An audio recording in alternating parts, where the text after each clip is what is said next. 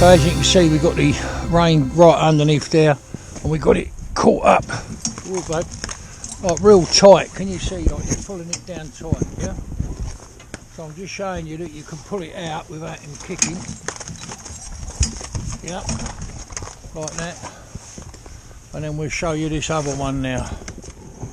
So now we got it on the other horse. So what I'm going to do is pull it away this way, can you see? And snatch it as hard as I can, as I has it with the other one, yeah? And they don't move. So if if you was in a hazard, this is where you could be. So we got him there, a car in front of him, we got that there, and we're going to pull it out, right? And violently, yeah? Like that, yeah? Come over. Walk. Walk. Now stand still. Right, pass it on the inside of his leg. Yeah. That's it. Okay, that's it. That's it. And just hook it on. So as you see there, put the trace on, ask him to do a step, from cold, and he'll lock back in, right? He kick up, but he'll lock back in. He doesn't kick back at the cart, he virtually just gets his leg back over the trace. So we take that. Okay, walk on. Walk. Good. Up. And straight out the yard. And we come over, and we've got a lorry here. We'll bring it right over tight. Can't get no tight without clouting the cart on it. There. That's it. Good boy. Lovely.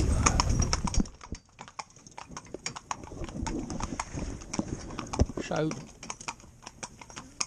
this is how we get them used to having traces up the inside. As they come out the collar, yeah, they drop that right down, yeah, and then when they come in, they pull tight on their inside. If we put them any tighter than that when you're training horse to accept them, you'll make them sore, because the inside of their leg doesn't carry as much coat as the outside, obviously, and the fact of every stride they make is rubbing. So you can see that when I pull them up, I say walk lads, right? When I ask them to come back boys, you see them right down by their rocks. Come back, come back, come back, come back. And as they move out, from side to side, they pull the inside of their legs. So if they'll accept them now, and they do it at the trot, and this offside horse is closer rocked than the other horse. The other one's slightly out on his hocks. His legs, he runs wider behind basically than this horse, just the way he's made the structure of him. Trot boys, trot, trot. And they'll go along at that, and their tails are off, and there's no, they're not upset by it at all. And then obviously when you turn, it goes right up their groin because of the strain on the strap. So down here we'll do a turn and you'll see it move up tighter.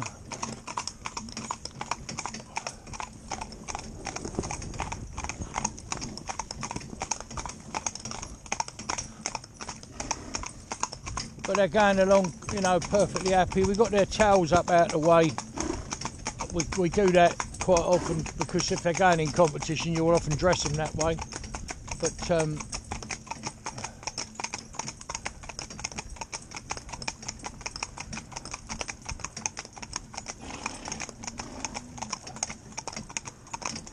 you'll see the strain go on them when we turn them up the inside here as they come round. Yeah, come round boys, come round tight. You see he's got strain, real strain on the inside of his leg. Can you see there, look, where he's picking it up to cope? And then we'll do this one the same. Come round babies, come round, come round, come round, come round. See on the inside of his leg here, look, really pulling hard on that one and that one. So, they're actually being heavily restricted by doing that. So I'll do one more tight one here. Look at him, see there, look on the inside of his leg. And he's lifting and jerking his leg rather than kick back. His natural instinct is to kick back, but he won't do it if you do it right. But I wouldn't recommend. Come on, come round. Come round, come on. Come round, come round. See there, pulling real tight on them, trying to jerk them round as you would in a what's it, you see there. Come up, babies, go on, get on. Come on, up you go, good boys. Come on, up. Whoa. So you can see there, real pulling tight on the inside of their legs. Coming further up their leg as they pull tight, obviously it pulls up their leg. So that's how we get them used to if they go over a trace. The reason we use straps of this size here, you know, lighter weight straps, and if you look at them, we use ones that are damaged and frayed. So as they come back, they tickle the horse. We'll show you a close-up of that. They've all got them on their legs at different. So as they come through, they're not just brushing the strap. They're brushing, you know, like it's almost like a twig or a branch with a twig off it. You know, they're scratching against. Come on. Walk on. Come on. So you see it right up round their rectum. Horse don't like that at all. They're covering up their, you know, their rectum. These two straps now, right up between their groin. We pull them up tight, loose. This one's right up, you know, crack of its buttocks. So trot, boys, trot. Come on, up. So I wouldn't recommend anybody to do things that we do here. I mean, it's entirely your choice. This isn't showing you how to do it. It's showing you how we do it. But it's a very dodgy thing to do. When you cover horses anywhere around there, you know, between their legs, if you think about it, you never handle them there. Unless you're cleaning a sheath or a wound or something like that. But you wouldn't be handling them there. It's quite forceful to, you know, the straps are quite tight. So when they're over their rectums, up the crack of their buttocks there, it's very uncomfortable. Never had anything there before. And it takes a bit of experience to do that. So, like with anything that we do here at All Strong Promotions, I don't recommend anybody does it. I'm just showing you what we do. And you want to be careful. And it takes, the main thing is with all of this is reading a horse, reading its body language. It's taken me a lifetime to, well, many years, and I'm still not, you know, as good at it as I'd like to be. But it does, that's basically it. If you can read their body language, so they're talking to you, and they're saying to you, no, I don't like that, don't do that to me, I'm not standing for that. Thank you. God bless, mate, thank you. So, it's a case of, you know, reading, and they're individuals. These two horses are well matched, aren't they? I mean, obviously, pace-wise and colour, you know, well matched pair. But it was nothing to do about colour. When you had a well-matched pair, this is just happens, it's a bonus that they're both the same colour. But they're two entirely different characters, and the way they see the world is entirely different for each horse. I mean, seriously so. So this horse on the outside here, on the offside, he's there because he's slightly, I mean nothing in it, maybe an inch in it, in height. When they both go either side the pole, you'll see them in other films, they'll be on the other side. But this is where they suit, where they look, both of them are 100% with traffic if they're on the offside of the pole. And they're coming towards the end of their training now. They've just got to go in the arena and do that. And there's a thing in itself. So what we've done with them, these have done more road work than anything else. And the arena we've left till last. Now you get another horse with a different attitude towards life. He's better off in the arena first off, and seeing all them things, and you know, getting to learning to deal with them before he ever goes on the public highway. So there's no hard and fast rules or a set plan that we have. Each horse is treated as an individual, and even if you start categorising them, if you say, well, this is of that type, then after you've been doing it as many years as I have, and I, you know, longevity don't make you any good at anything. You know, my granddad laid bricks.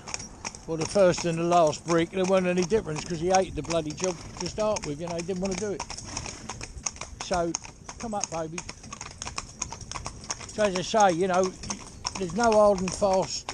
You know, we can't produce them on a conveyor belt. They're all individuals. When you learn that, and when you think of their intelligence, you know, where that is, you can teach them anything. I do really believe that. They will do anything that they could possibly do for you, and then they gladly do it.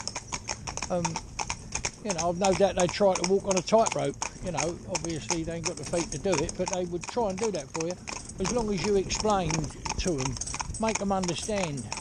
And the communication with them is the hardest thing. It seriously is a hard job.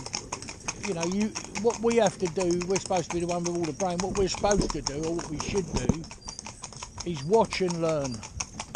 Watch and learn. Watch horses being turned out in the morning, see how they behave, see their body language towards each other. And then when you learn that, then all of a sudden you go to a whole new, you know, when you've got that under your belt and you've got it more or less, well, then you go to a whole new level. And you start, so if you put him into a category, he's of this type, he might well be of that type, you know, a bit flighty, a bit jumpy, very laid back, but when something goes wrong, he explodes.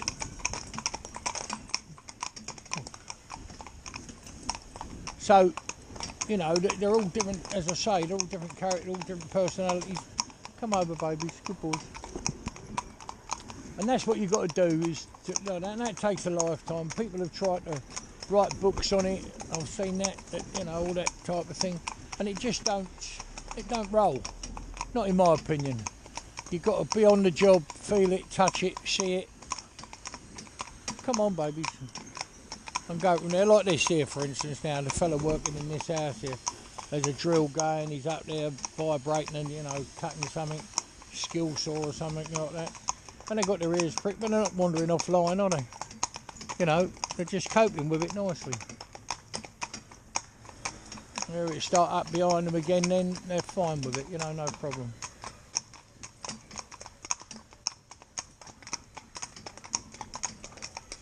They never go out to grass when they're with us. Now people say, well, why is that? Because they work all the time, they get plenty of exercise. I see children calling out to the horses as we go past the school here. Come on, my babies. So they never turned out here, as I say. You know, they're in, but they're out all the time.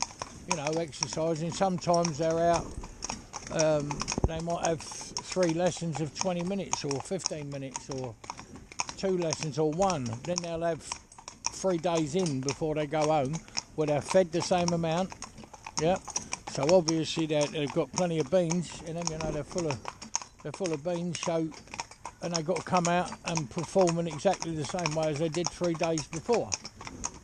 So that if they go home and people, you know, feed them up with short grub, and then they change, you know, something happens, whatever happens that they can't continue that day, then you've got to have, you know, so it might go 3 or 4 days more, 5 or 6 days till next weekend. They've still got to be, you know, in the zone. They've got to be controllable. They've got to be listening and enjoying their job. See, these 2 horses are happy. Whichever way you want to dress it up, they're happy. You know, they're just doing their job just nicely. I used to argue a lot between them, who was in charge. Trot. But now they're just found a nice place together, and they're happy, and they are a good pair of horses. And they are a pair. They drive as one. And that's what you're looking for with a pair of horses. So as I say, you know, what we do here, there's a lot of experience behind it, without being big-headed or, you know, conceited in any way. There's a lot of experience, and I see people say, I watch your films and I copy what you do. Well, just be careful. Remember, you know, what we can achieve. Like, we've just done 2 Shetlands with no bits in their mouths, all blinkers, and we drove them straight off an ordinary standard head collar. You know, no nose pressure head collar or anything like that, just an ordinary standard head collar. The films are there to see. Hello, Lee. So it's a case of, you know, it takes a bit of doing. It's experience, and also you've got to have a good team, and that's probably the most important thing. In my opinion, I might be all this and that, but Ree, who works with me, is like, you know, she's a trainer in her own right, you know, but at the same time, if she's doing something with horse, then I'm her second in command, if you like. And she calls the shots, you know, of how it's going to be, because she's on the reins and doing the job, and she might say to me, just tighten that up, Baz, or she might ask me opinion occasionally. She used to ask me all the time, but now she, you know, she's learning fast. So it's a case of having a good team, and when you have got a problem, which obviously everybody has problems with their horses, and we have, you know, far more than most, because we have a lot of horses that come with problems. You know, a good majority of what we have comes with problems. Horses that have run away, kicked the cart, people say they can't be driven, etc., and that type of thing. So come up, baby. Go on. Good boys. But it's having a good team. If something happens, if you've got someone you can rely on with you, is a massively important thing. Not someone who's going to panic, start screaming and shouting and hollering at horses. That's no good. You've got to have someone of the same, you know, knows exactly what to do, knows every bit of the harness, you know, knows. So when you say undo that strap, this strap, whatever, to have someone with you is half the job, definitely.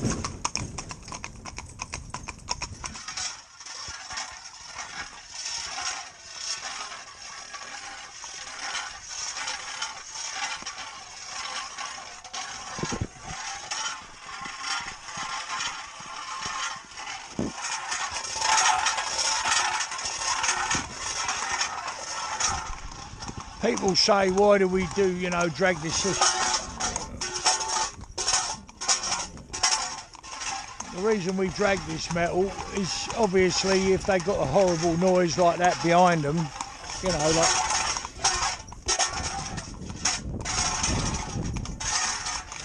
they take no notice at all, do they? Just go along on a slack rein.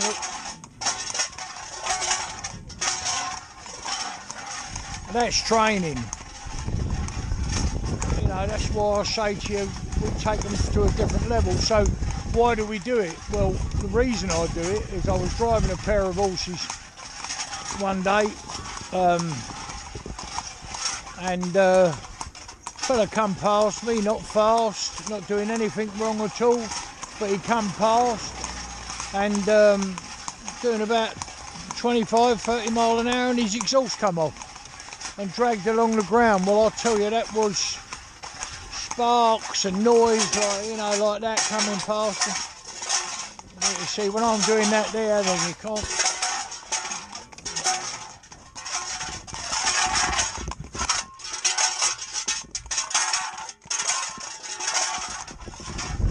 And they don't mind at all, you know, and that's training. So, as I said to you before, it's not a case of putting them between the shafts or on the pole like that. This is training, so when you've got them out, they're safe, confident and happy, and that's what we should do.